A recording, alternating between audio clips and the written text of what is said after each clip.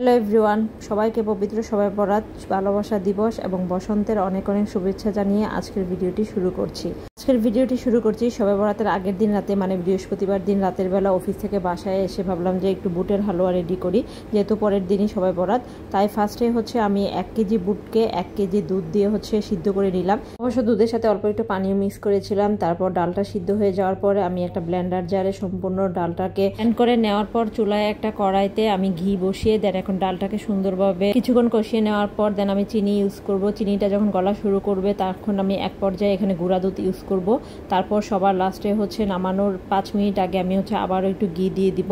এই ঘিটা সবার লাস্টে দিলে খুব সুন্দর একটা ফ্রেগনেন্স আসে। আর গুড়ের ডালের হালুয়া তো কম বেশি আমরা সবাই জানি, নতুন করে আমার আর বলার কিছুই নাই। তারপর যখন হালুয়াটা একদম সবার লাস্টে গরম গরম আমি এরকম একটা সার্ভিং ডিশে নামিয়ে নেওয়ার পর আমার হাজব্যান্ড সুন্দর করে এটাকে চারকোনা করে এভাবে শেভ করে দিল। আর আমি প্রত্যেকটা হালুয়ার উপর একটু ডেকোরেশনের জন্য জাস্ট অল্প একটু বাদাম দিয়ে দিলাম। এখানে কিশমিশও দেওয়া যায়, আমি কিশমিশ আর দিলাম না, জাস্ট বাদাম দিয়ে সুন্দরভাবে রেখে দিব সেট করে। তারপর রাতের বেলা আমরা যেহেতু আবার রোজা রাখবো, তাই সেরি করে অনেক রাতে ঘুমিয়ে পড়লাম। আর ফ্রাইডেতে গতকালকে সকালবেলা আমার আনফর্চুনেটলি অফিস ছিল।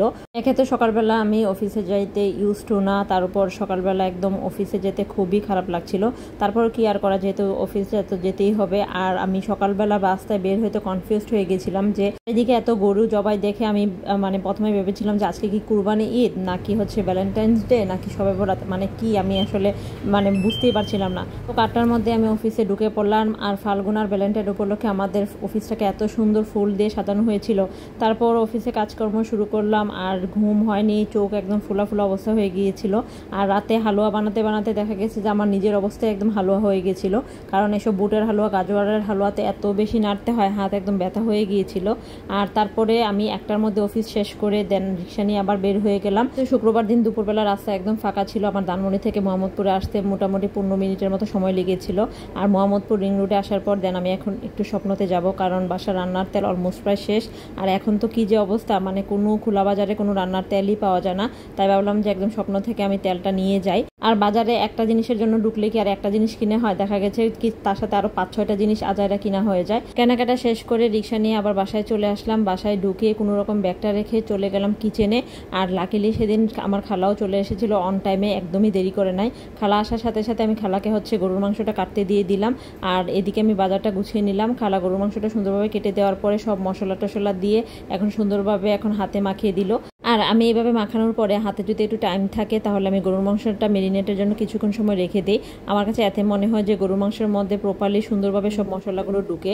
আর এদিকে খালাকে অন্য কাটাকাটির কাজ দিয়ে আমি যে হালুয়াটা বানিয়েছিলাম রাতের বেলা, এটা এখন সুন্দরভাবে বক্সে রেখে দিব কিছু, আর কিছু আমাদের খাওয়ার জন্য টেবিলে রেখে দিব। যেহেতু আমি রোজা রেখেছি, আমার হাজব্যান্ডও রোজা, আর বাসার সবাই তো এমনিতে খাবে, একটু ডাইনিং টেবিলের সামনে রাখলে দেখা যায় যে কেউ হাতে হাতে নিয়ে নিয়ে খায়। আমি একটা পুডিংও রেডি করব। তার জন্য ফার্স্টে 2টা ডিম নিয়ে ডিমগুলোকে অবশ্য ফ্রিজ থেকে নামিয়ে আমি রুম টেম্পারেচারে রেখে দিয়েছিলাম। আর একটু ক্যারামেলও রেডি করে নিলাম। আর সুন্দরভাবে সবকিছু মিক্স করার পরে আমি দুধটা এখন হালকা ছেঁকে নিব।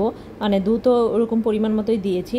আর দুধটা ছেঁকে নেওয়ার পরে যে পাত্রটার মধ্যে আমি রান্না করব, পুডিংটা রেডি করব, সেই ক্যারামেলটার মধ্যে আমি সুন্দরভাবে ছেঁকে দুধটা সেট করে এখন একটা পাত্রের মধ্যে পানি দিয়ে আমি এখন চুলায় বসিয়ে দিব। আর এই ফাঁকে খালো আমাকে সুন্দরভাবে রুটিগুলো বেলে দিল, চালের রুটি। যেহেতু গরুর মাংস রান্না করেছি, হালুয়া করেছি, তো কেননা চালের রুটিও একটু করি, তার জন্য চালের রুটিও তৈরি করে ফেললাম। আর সেদিন দুপুরবেলা গ্যাস আসতে আসতে প্রায় 3টার মতো বেজে গিয়েছিল। আমি 3টা সাড়ে 3টার দিকে নামাজ কালাম পরে রান্নাঘরে ঢুকলাম সব রান্নাবান্না করার জন্য। ফার্স্টে আমি গরুর মাংসটা বসিয়ে দিলাম। আর গরুর মাংস তো যা করার তো সব কিছু আমি দিয়েই দিয়েছিলাম। এখন শুধু অল্প একটু পানি মিক্স করে গরুর মাংসটা বারবার কষিয়ে আমি গরুর মাংসটা সিদ্ধ করে নিব। আর অন্যদিকে আজকে একটু শুটকি বোনাও করব। এখানে আমি লইটা শুটকিও নিয়েছি, আবার ছুরি শুটকিও অল্প অল্প করে নিয়েছি। 2টা শুটকি আমি আজকে রান্না করব। আর শুটকি রান্না করার চেয়ে শুটকি ধুয়ে ক্লিন করাটা সবচেয়ে বেশি ঝামেলার কাজ, কারণ শুটকির মধ্যে এত বেশি ময়লা থাকে, ওই শুটকি ক্লিন করতে করতে নিজে শুটকি হয়ে যাওয়া যায়। পর আমি গরুর মাংসটার মধ্যে আলু দিয়ে দিব, কারণ যেহেতু রুটি দিয়ে খাবে, তাই একটু আলু থাকলে বা একটু ঝোলঝোল রাখলে কিন্তু খেতে খুব ভালো লাগে। আর এখন তো নতুন আলু দেখা যায় যে নতুন আলু দিলে তো এমনিই ভালো লাগে খেতে। আর এদিকে আমি শুটকিটা ভালো মতো ক্লিন করে পেঁয়াজ রসুন সব কিছু দিয়ে এখন একটু আলু কিউব করে দিব, কারণ শুটকির সাথে আলুটা কিন্তু ভালোই লাগে খেতে।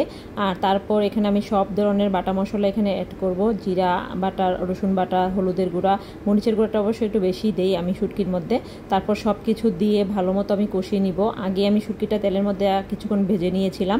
আর এ পর্যায়ে আমরা যেহেতু ধনিয়া পাতা খাই না, তাই ধনিয়া পাতার অল্টারনেটিভ হচ্ছে আমি এখানে পেঁয়াজের পাতা ইউজ করব। ধনিয়া পাতা আমি খাই, কিন্তু আমার হাজব্যান্ডের নাকি ভালো লাগে না, তাই এখানে আমি পেঁয়াজের পাতাটাই বিকল্প হিসেবে ইউজ করি। তারপর শুটকিটাকে ভালো মতো কষানোর পরে দেন আমি অল্প একটু ঝোলের পানি দিয়ে দেন এখন রান্না করে নিব। আর অন্যদিকে কিন্তু আমি পুডিংটাও রেডি করে ফেলেছিলাম। এখন পুডিংটা নামিয়ে দেন হচ্ছে সুন্দরভাবে ছুরি দিয়ে এভাবে আমি সাইডগুলোর থেকে আলাদা করে দেন একটা সুন্দর একটা সার্ভিং ডিশে হচ্ছে নামিয়ে নিব।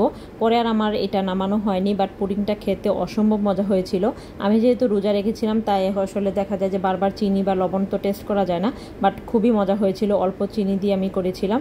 আর এই কাজগুলো করতে করতে অলমোস্ট প্রায় 5টা 5:30টার মতো বেজে গেছিলো। আমি তখনও শাওয়ার নিইনি, আমি তখন শাওয়ার টাওয়ার নিয়ে দেন মাগরিবের নামাজের একটু আগে দেন হচ্ছে ফ্রেশ হয়ে গেলাম। আর ইফতারের ঠিক 10 মিনিট আগে তারপর যেহেতু আমি আর আমার হাজব্যান্ডই শুধু ইফতার করব, তাই আমাদের অল্প দুজনের জন্য 4-5টা রুটি ভেজে নিয়ে দেন এখন আমরা ইফতারটা করতে বসলাম। বাকি রুটিগুলো অবশ্য আমি ইফতারের পরে নামাজ কালাম শেষ করে দেন সম্পূর্ণ সবগুলো রুটি ভেজে নিয়েছিলাম। দুজনে মিলে সুন্দরভাবে ইফতার করতে বসলাম। আসলে ভ্যালেন্টাইন ডে বলেন, ফাল্গুন বলেন, এগুলো কখনোই আসলে আমাদের ওইভাবে সেলিব্রেশন করা হয় না। আর যেহেতু আবার শবে বরাত, তাও তো প্রশ্নই আসে না। সবার শবে বরাত কেমন কাটলো কমেন্ট করে কিন্তু অবশ্যই জানাবেন।